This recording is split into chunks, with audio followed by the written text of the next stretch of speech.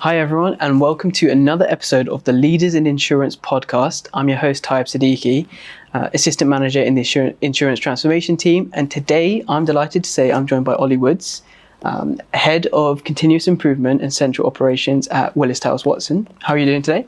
Yeah, doing well. Thanks, Taib. Pleasure to be here. Thanks for inviting me in. Well, thank you so much for coming. I wanted to ask you at the start a little bit about your career. So as I mentioned, Head of Continuous Improvement and Central Operations at WTW, and you've been there for quite some time now, undertaken various roles. Can you tell us a little bit about that journey so far and some of the highs and lows that you've been on? Sure, happy to do so. So I've been at Willis for coming up for 23 years, my whole career actually. I joined from university back that long time ago. I actually started in our Ipswich regional hub office. I'm still based there, although I spend a lot more time in London these days. But it was a decision that I made. I did my work experience in the insurance industry in Ipswich, and I was always fascinated by the black glass building that is iconic for Willis and wanted to work there. So it was a decision that I made. Didn't fall into insurance like a number of people often say that they did. But I started off in a very junior role. I was doing treaty account ledger keeping in Willis Re. Did that for a number of years. Moved into a position where I could start training and supporting a number of our Mumbai colleagues in our offshore operation, which was really exciting for me. Got to travel to Mumbai a lot at a fairly young age and support the colleagues and grow the team out there. I then decided I wanted to go into management a little bit more, and I ran a team. I was a team leader in our Ipswich office, looked after a small number of people who were doing a similar role to me. And then a big chance came about sort of 7-8 years into my career when there was an opportunity to go and live in Mumbai for a year and manage a bigger team out there for 6 months, which was great fun, great experience, good time in my career, really enjoyed that and learnt a lot.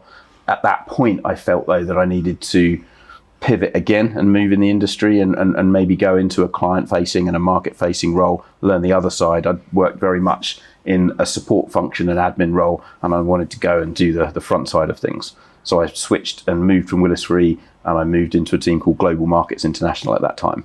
So we've got lots of different internal roles. We've got, London, Ipswich, Mumbai, management roles, so many different experiences.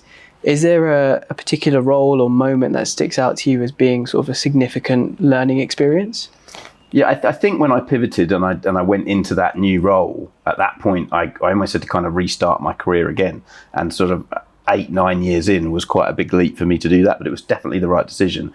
I learned the role of a junior account executive, and then I had to build a team in Ipswich to support the London sales brokers on a daily basis, and that was a significant step change in my career. And so just digging into that a little bit more, how do you think you sort of navigated that journey and took your opportunities then? It's a good question, and I think that generally being open to accepting opportunities as and when they come about. They might be scary, they might be daunting, they might be really out of your comfort zone. But at a certain point in my career, I was asked if I would represent a large chunk of the business unit on an operational improvement program. And that was being seconded out of my current role for an 18-month period, actually not necessarily knowing or having a permanent job when I went back to that, which was quite frightening. But actually, it was probably one of the biggest development cycles in my career. I had 18 months to represent and run a large chunk of our program, our change program, where we looked at the end-to-end process and moved an awful lot of work into our Mumbai operation, much more significantly than we had done previously. So that was a huge challenge, and it took me another step in a different direction, and ultimately kind of helped me get to where I got to today in my leadership role of change management as well. But there was a significant move in the middle of that too. So after that secondment, I then applied for roles within the organisation, and I applied for a management role, but in a much larger position, in charge of a lot more people. And I ended up managing approximately 70 to 80 people across 5 different lines of business, all in our Ipswich office again, Ipswich colleagues supporting and backing up London. The biggest challenge there was that I had 5 matrix managing directors that I reported into and 1 solid line manager in Ipswich. The challenge being, like, how do you react? Who do you go to first? I had 5 different lines of business. Like, whoever shouted the loudest got my attention sometimes, and I learned a lot about prioritizing and delegating in that role. So you mentioned there that the number of people that you manage has changed a lot over time, and there's obviously various reporting lines that come with that, and balancing lots of different tasks at once. How has your leadership style evolved as you've taken on a leadership position that manages so many more people? It's a really good question, and I think it's not a natural transition by any means. And actually, managing people is certainly not for everyone at all. And not only in the insurance industry, but in industries as a whole, I think people tend to fall into management roles just because they're good in a particular role and they end up managing people. I always really enjoyed managing people. And look, I did make quite a lot of mistakes when I was younger. I handled things badly. I didn't deal with awkward or difficult situations particularly well. So you learn from those experiences and you build on that. I think that personally, as I got to manage and oversee larger teams and lots more people, all of different ages and different capabilities, you learn how to adapt your management style. You have to manage people in different ways depending on how they are. You have to have empathy, you have to listen, and you have to understand their certain situations. To give you an example of that, Tyab, I managed people from 18 to 60, and we have a very sort of rigid annual appraisal process that we follow, and not everyone wanted to go through that in the same way. And some of the people that were at the latter stages of their career, I actually observed that and realised that, and I would just sit and have a discussion. As long as they were doing well and I was happy and they were happy, that was good enough. I didn't have to go into the detail and put a structured plan together. So, as I say, I think it's about understanding where people are in their career, how they would like to be managed as well, and ultimately treating people like adults and allowing them to get on with their job and do the necessary without micromanaging them when that's not necessary.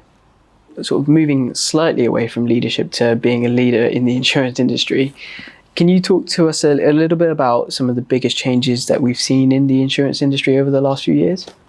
Yeah, I think that historically, when you go back maybe sort of 10 or 15 years, the biggest trend was offshoring. That without doubt, like putting more work in cheaper locations to support the front offices. That was definitely a significant change. Since then, I think the biggest step change was probably caused by COVID, and actually helped the insurance industry catch up to where they needed to get to. Prior to COVID, we were not digitally trading anything really, like small amount of volume of work. Certainly from a Willis standpoint, the amount of slips that we now bind through PPL is at like 98, 99%. Prior to COVID, it was hovering around sort of 10 or 15, and it really wasn't being adopted. So we were still in an industry that was hugely manual, quite archaic, still very heavily paper-based, and therefore not digitized, not with structured digital reportable data. And I think like the transition post-COVID in terms of having to work remotely and having to use technology to trade insurance contracts has significantly helped us get ready for where we now need to head into the next stages of digital transformation. And what do you see those kind of next stages being then? It's really around data, having the correct amount of data structured and recorded in the right way and managed throughout the end-to-end process. There's an awful lot of talk about AI. There has been for the last 3-4 years or so, and I don't think it's really caught up as quickly as people maybe thought it would have done. I think that is about to change. I do think that the curve of change is going to go very quickly now when you start introducing things with agentic AI, and some of the capabilities are improving and increasing like week on week. The possibilities are really quite endless, but it still relies on the data. So some of the things that we've done in the past around our previous digital transformation program is to ensure that we've got the right platforms in place, that we've managed our data more correctly, and people understand their roles and responsibilities around managing that data. And when you've got that data structured, then you can take huge advantage of AI capabilities to automate data flow, automate content generation, and really start showing some tangible benefits to the end users. So that's really interesting. I guess my next question would be, what do you think are the impacts of this data AI transformation over, say, the next 3 to 5 years are likely to be? I think it's going to have a significant impact, not only on the service that we can provide our clients, but also on the colleague experience as well, both of which are extremely important.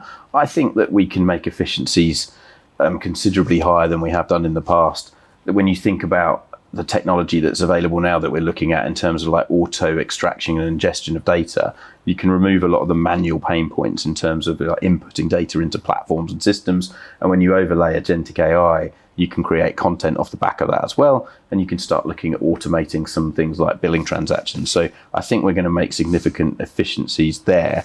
What we do need to focus on is what that means, like in the roles that remain, like how much value add can we give to the client in the roles that are there of the future. But my biggest concern, and something that we really need to focus on, is actually what does that mean for new joiners, for starter roles, like new careers in the industry, because they're going to be very different than how they are today. Yeah. A lot of the roles that we give to grads and apprentices are probably more not basic, but like, some of the fundamentals that are going to be automated. So what does that mean for those people coming into the business in 2 or 3 years' time? How are we going to start them? How are they going to join? What are their experiences going to be? And I don't think it's going to reduce the number of roles in the industry. I'm quite optimistic about that, actually, that I think it'll open up new opportunities, and there'll be roles that we maybe don't even know at the moment are needed. Okay, so some quick fire questions now. What is a habit or routine that you have in your day-to-day life that you try to implement? Yeah, I've got a couple of habits really that I do, and I've been doing for a number of years. One of them, and it's worked for me for a while, is that when things become overwhelming, when there's a huge amount of work ongoing, I tend to try and step back, and I follow a mind map process. So I'll actually put it all down in a structured mind map on paper, maybe half an hour, everything that's going on at the time. I organise it in that way. That really helps me feel calmer about it and more organised in my head. It's a known method. There are books on that you can buy that I've read and I use it regularly. The second thing that I really try to do, and I think it's massively important, is to block out time in my diary where I can actually like take a step back and think about things strategically and plan things. It's so easy in a leadership role and a busy role where you can end up doing 8 till 6 back-to-back meetings 5 days a week, and you never get a chance to really properly think about things and plan for the future. That's a huge important tip, I would say. That mind map one's very interesting. I feel like I've heard to-do list, but mind maps I've not come across before. Yeah, really helps. So next quick fire question then. Do you have a book that you'd recommend, and why? Yeah. So a book that I've read probably a few years ago now actually was by Daniel J. Leventin, and it's called The Organised Mind. Okay. It's quite a read, but actually there's quite some interesting chapters in it. And it's about how you can become, you can improve your memory with things, you can structure things better in your head. I mean, the mind map is another example of that. But also like how you can come up with creative passwords, for example, that you can remember more easily. It's a really interesting book with lots of tips in it. That does sound interesting, yeah. Okay, final question now. Is there one quality that you think is really important to succeed in the business world? Good question. And look, I think from personal experience, generally speaking, is how you treat people, is how you interact with people. I like to think that I engage with people fairly and honestly, and I communicate openly with them. I think the more that you can inform the people that you work with, the better it is. I think it's a healthy environment to be in. I think treating people with respect and empathy is really important, and I don't think that you have to be a horrible boss to succeed in business. That's a really nice way to end the episode. It's been really engaging and really interesting. Thank you so much for coming on. And thank you all for watching. It's been another episode of the Leaders in Insurance podcast. I've been your host, Tyab. This has been Ollie Woods, and thank you for watching. Thanks, and absolute pleasure to have been here today.